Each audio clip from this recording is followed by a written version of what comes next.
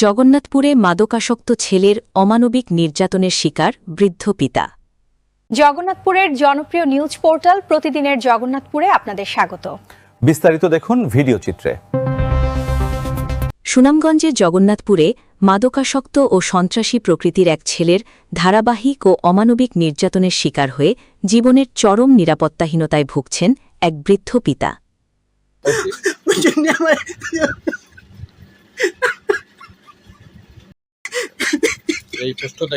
আমি থাকতাম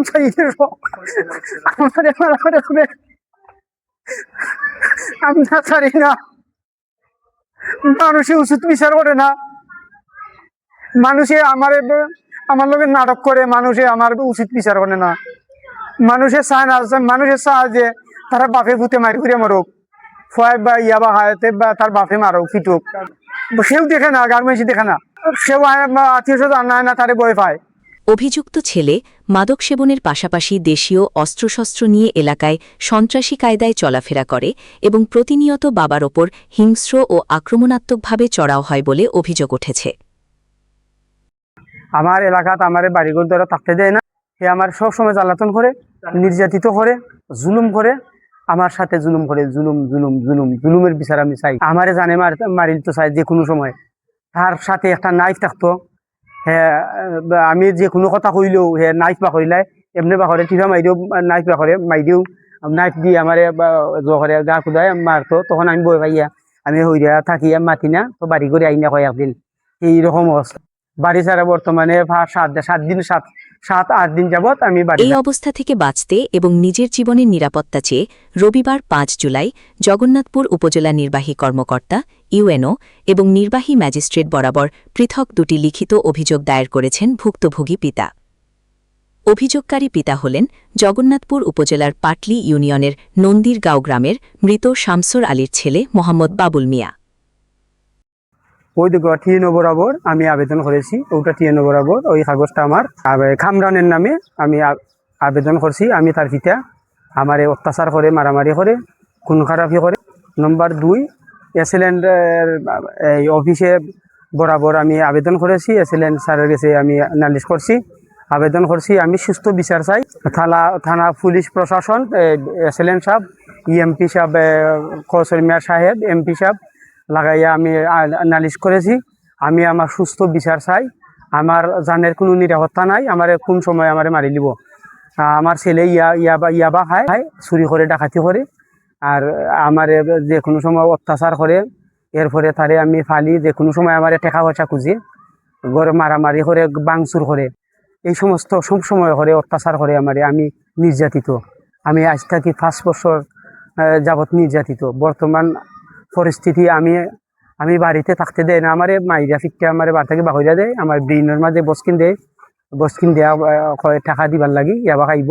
এখন আমি চাইরাম যে আমার সুস্থ বিচার চাই। মানে আজ পর্যন্ত আমি কোনো বিচার পাইছি না, তে আমি চাইরাম যে আমার সুস্থ বিচারের লাগি, আমার জানের নিরাপত্তার লাগি। আমি ঘুমাইতে পারি না, আমি নমাজ রোজা করতে পারি না। রমজানের সময় আমি শিক্ষা মসজিদ আমি 1 মাস যাবত আমি ইফতার করেছি, আমি বাড়িতে বইয়া আমি ইফতার করতে পারি না, তা আমার ছেলের নির্যাতনের কারণে। লিখিত অভিযোগ ও স্থানীয় সূত্রে জানা যায়, বাবুল মিয়ার ছেলে কামরান মিয়া দীর্ঘদিন ধরে মরণ নেশা ইয়াবায় আসক্ত।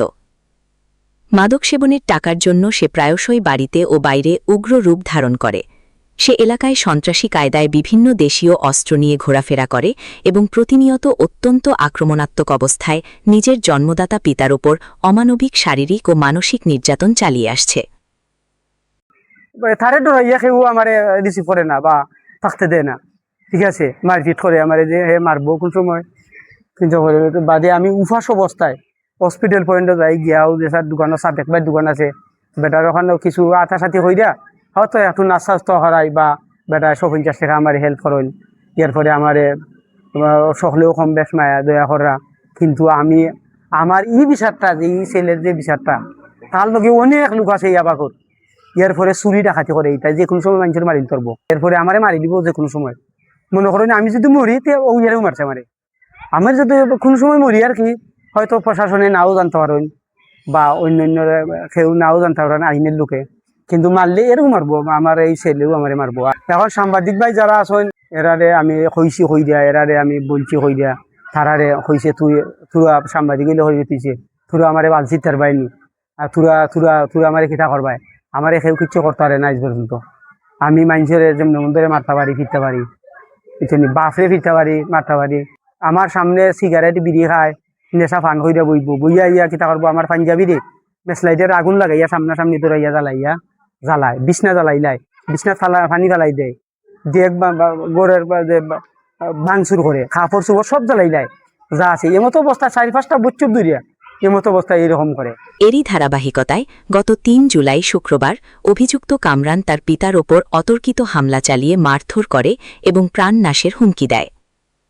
ভুক্তভোগী পিতা অত্যন্ত ক্ষোভ ও আর্তনাদ প্রকাশ করে জানান, মাদকাসক্ত ছেলের ক্রমাগত অত্যাচার, অস্ত্র প্রদর্শন ও প্রাণনাশের হুমকিতে বর্তমানে তিনি চরম প্রাণভয়ে দিন কাটাচ্ছেন। স্থানীয়ভাবে একাধিকবার বিষয়টি সালিশ বিচারের মাধ্যমে মীমাংসার চেষ্টা করা হলেও কোনো সুরাহা হয়নি। উল্টো ছেলের নির্যাতনের মাত্রা দিন দিন আরও ভয়ঙ্কর রূপ ধারণ করেছে।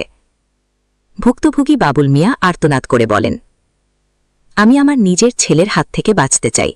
সে মাদক খেয়ে যেভাবে অস্ত্র নিয়ে আমার ওপর চড়াও হয়, তাতে যে কোনো সময় আমার বড় ধরনের ক্ষতি বা প্রাণহানি ঘটতে পারে।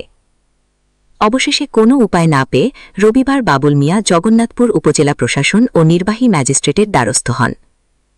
লিখিত আবেদনে তিনি মাদকাসক্ত ও সন্ত্রাসী প্রকৃতির এই অন্যায়কারী ছেলের হাত থেকে বাঁচতে এবং নিজের ব্যক্তিগত নিরাপত্তা নিশ্চিত করতে প্রশাসনের হস্তক্ষেপ ও কঠোর আইনানুগ ব্যবস্থা গ্রহণের জোর দাবি জানিয়েছেন।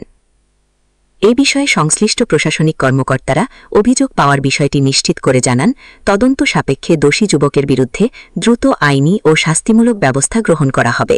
আমি ঘুমাইতে পারি না, ঘুমাইতে দেয় না, বাড়ির থাকতে দেয় না, হে নেশা খাইয়া আমারে মারপিট করে।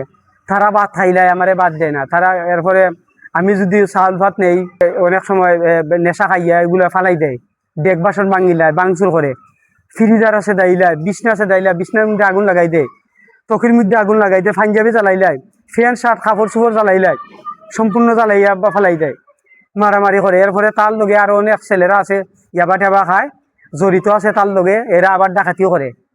ডেঞ্জারাস লোক হল আছে। মাইদের ঘরত তো আমার মেয়েরা হাত দি ধরে জাপটা মারি দৌড়ে সাফাইয়া গলার গাড়ের মধ্যে ধরে শ্বাস বন্ধ করে আমার মারিল তো চাই, হয়েছে তোরে মারিলিমু, যে কোনো সময় মারিলিমু, শ্বাস বন্ধ করে মারিল তো চাই আমারে। এরপরে আমার নিরাপদ নাই, আমি বাড়িতেও আমি থাকতাম চাই না লাগে। আমি বাড়া অনেকদিন ধরে আমার বোনির বাড়ি করতে আসতাম। আজকে আমি সাংবাদিক সাহেবের কাছে কইছিলাম যে ওলা আমার এরকম করে, সে আমার এখানে সব পাইছে। তখন পাওয়ার পরে তার আম্মু লগে আছিল, আমার তোরে মারি দিমু, তোরে একবারে মারি দিমু, দুনিয়া থেকে বিদায় নিমু, তুই বাড়ি গেছি না, তুই বাড়ি যদি যাস তোরে মাইরে ফেলাই দিমু, তোর শরীর দিয়ে আমি রান্দা দিয়ে ফিস করে দিয়ে ফেলাই দিমু।